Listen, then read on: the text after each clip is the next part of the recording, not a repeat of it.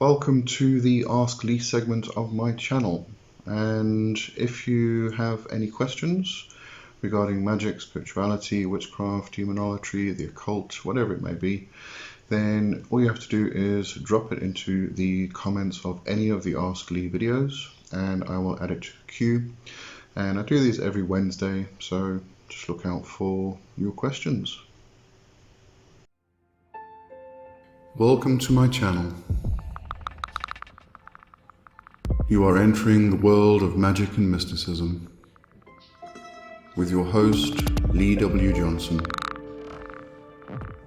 Keep the lights on and help improve the channel by becoming a supporter for just $2.99 per month. Hit the join button.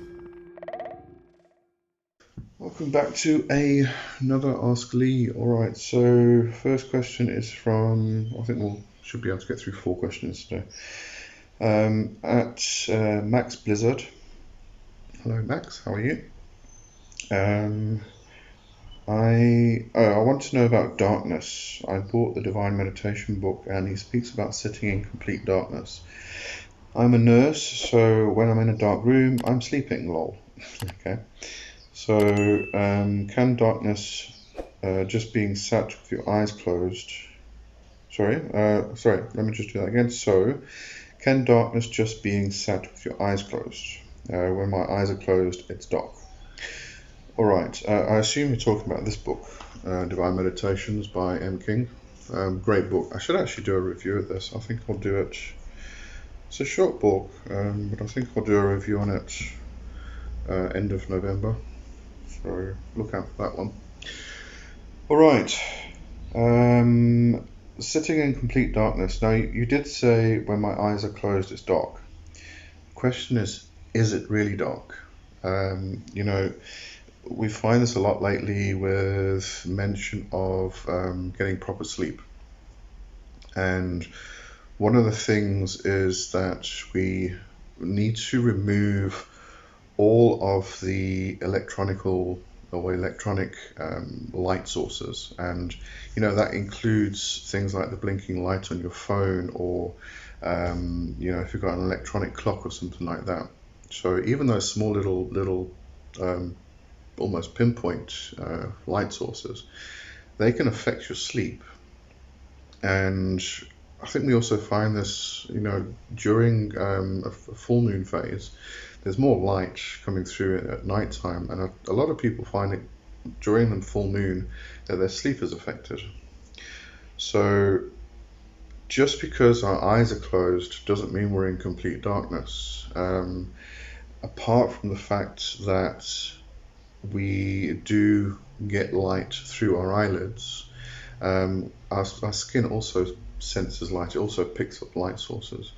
So being in complete darkness has a completely different effect from actually sitting in a room with our eyes closed. Sitting in a room which has various light sources. Even though we've switched off the main light sources, there are still points of light around the room, or it could be a street light from outside. But even though the curtains are closed, there's still a glow somewhere coming through the windows and things like that.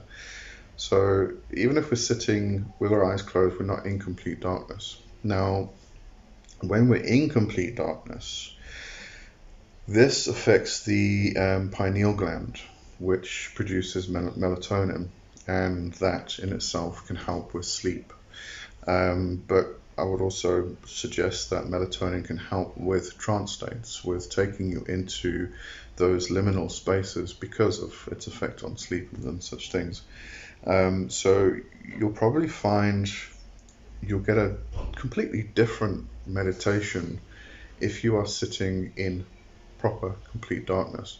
And as I said, by that what we mean is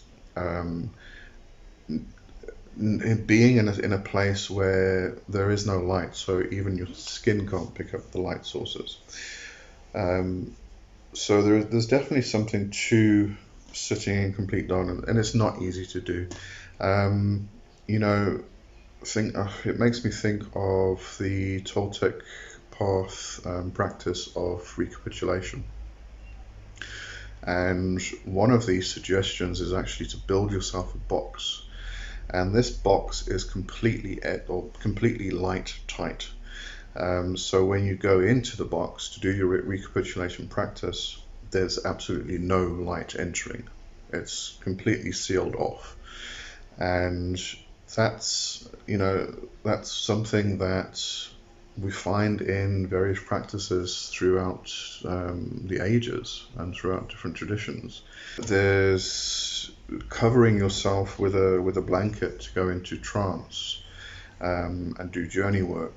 There's all these practices that we can do which do remove all of the light sources and put us into complete darkness. Sorry, I think there's a lot of noise around here today. If you're hearing it, I do apologize. So there's all these practices that can put us into complete darkness. So it's not completely impossible, and it can be done. There may be a lot of discomfort that comes along with it. I mean, especially if it's during the time of year when the weather's very hot, putting a blanket over you can get unbearable. But you can build yourself a box which is completely removes all light. If you've got like a closet, a wardrobe, or something that you can actually go and sit in and seal off all of the gaps and everything so that there's no light coming in, you can use that. Again, air becomes a bit difficult, so just bear that in mind. If you're gonna actually build a box or a room for this that's going to be completely sealed off from light, you can create ventilation, which again doesn't allow the light in. Think of a dark room for use with photography. Light's completely sealed off, but there's still ventilation because of the way the ventilation is actually made. So, if you want to experiment with this and you have the means to be able to build something, you can definitely construct something that can be quite beneficial for it. But there's definitely something to actually meditating in complete darkness. So I would definitely pursue that if you can. All right. The next few questions from Lady Puppetons. Would you have any recommendations for reaching out to a spiritual being one met but does not know their name in terms of dreams or visions? This would often require divination of some sorts. You can use pendulum to map out letters, for instance.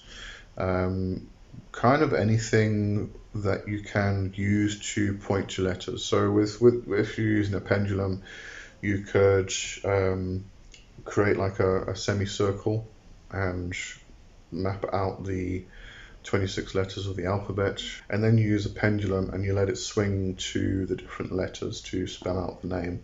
You can use a talking board, spirit board. Contact the spirit, the spirit who I met X, Y, and Z in this situation while I was dreaming, etc., etc. I wish to know your name, and you can use the spirit board if you're skilled in that type of divination practice, of course. The method I would personally use is to go.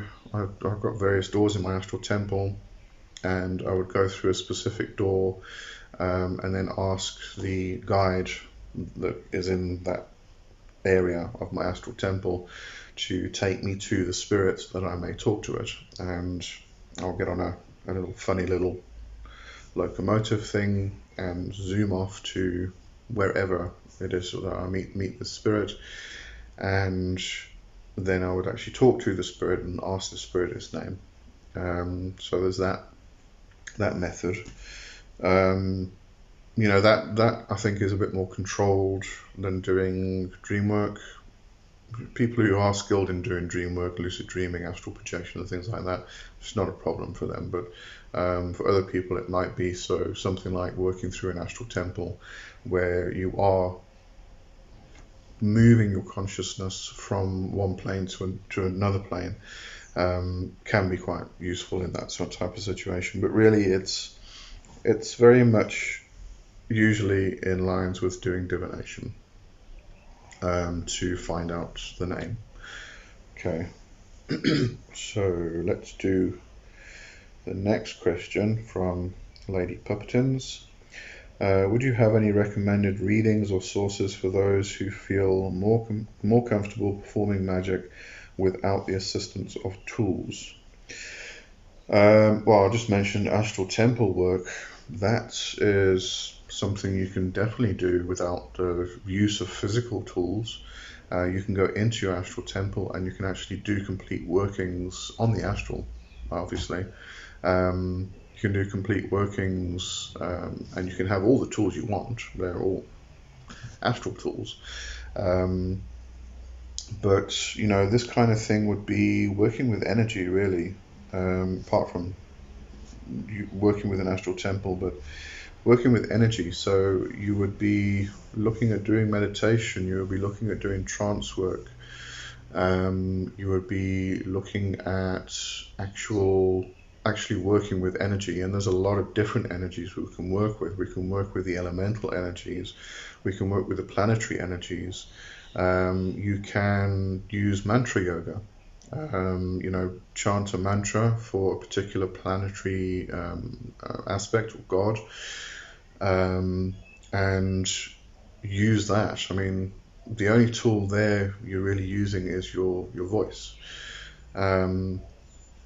So you've still got a tool. I mean, you've got your body, you've got your voice, you've got your thoughts, your mind, you've got the flow of energy around your body and through your body in different ways. You can move the energy into different points of the body. So there's a lot you can do with just pure energy, no matter what source it's from.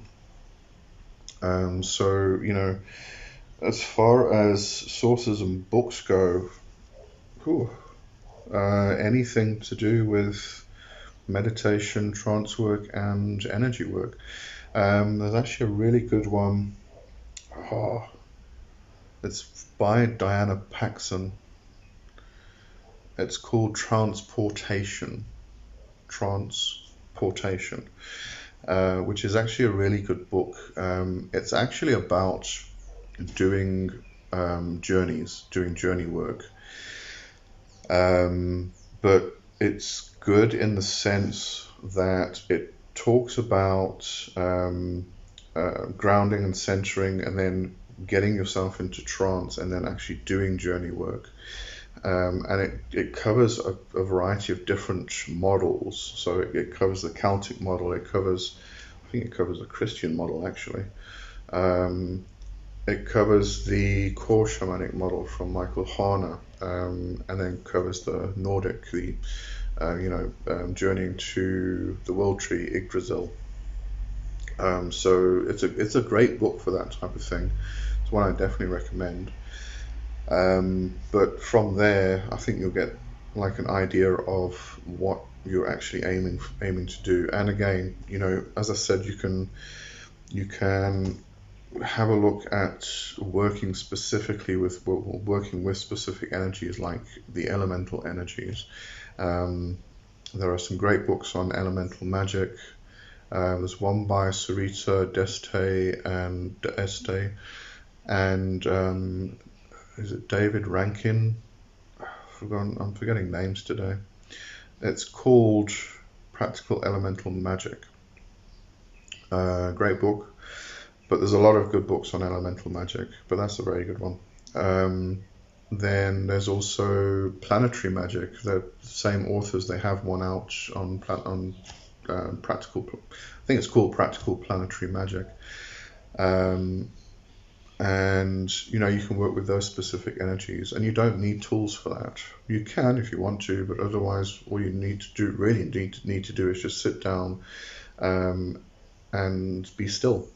And that's where meditation comes in handy, because you need to be able to sit down and be still, and not after half an hour you start fidgeting, or even 15 minutes you start fidgeting because you get uncomfortable. You have to have that foundational meditation practice in place so that you can sit for longer periods of time without getting comfortable.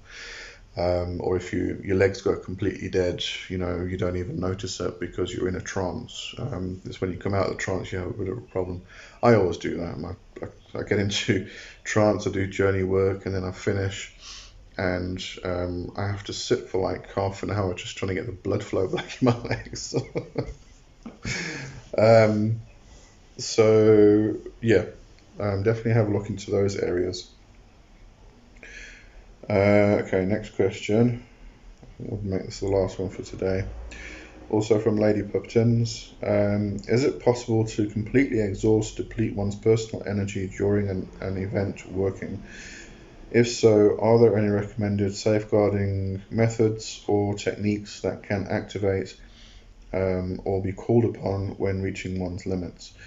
No, you cannot be completely exhausted or depleted of energy. This is your life force. This is your chi, your vril. And if you were to completely exhaust your life force, simple terms, you'd be dead. That's what happens when we die. Our life force is completely depleted, and even after death, it's still depleting. There's still a period of time when we still have life force in us. It's just that we don't have enough to actually sustain life. But you've still got some in us, and it's still depleting and being exhausted. So, during a working or something, there's no way you can completely exhaust your life force. So I wouldn't even worry about that.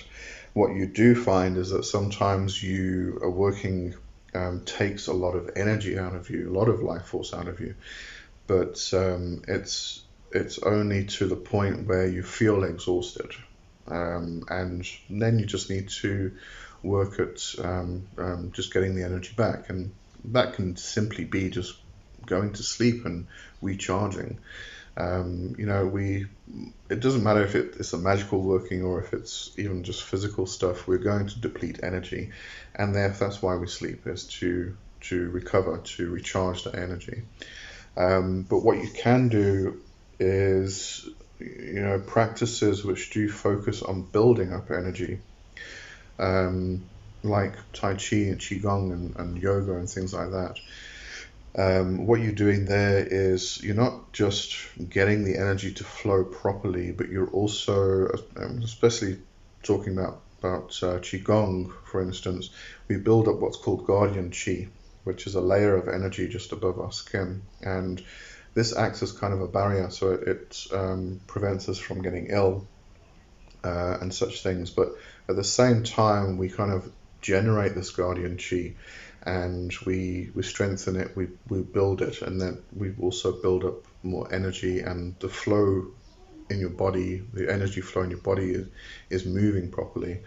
And this means that what this means is that when you do workings and you do have a drain of energy, it's not you've built up more energy, and therefore the drain isn't as noticeable. But quite often what you'll then find is that when you do a working, you finish and you are completely energized, because during the working you're also building up energy, depending on what you're actually doing. But during a working, what you're often doing is building up energy and then releasing it. And because you've built up so much energy, even through releasing it, you've released enough energy to do what you need to do, your spell working, your working, whatever it is.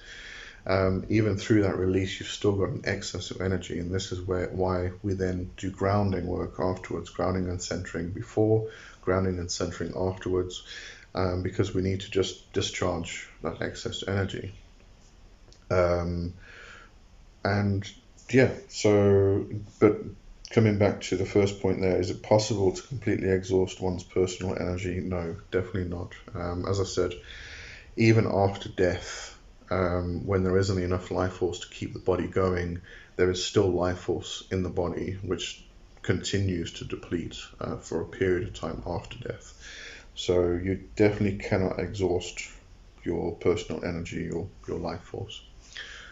All right, so that's it for today, and I'll see you next week. Have a good one for now. Cheers. Bye bye.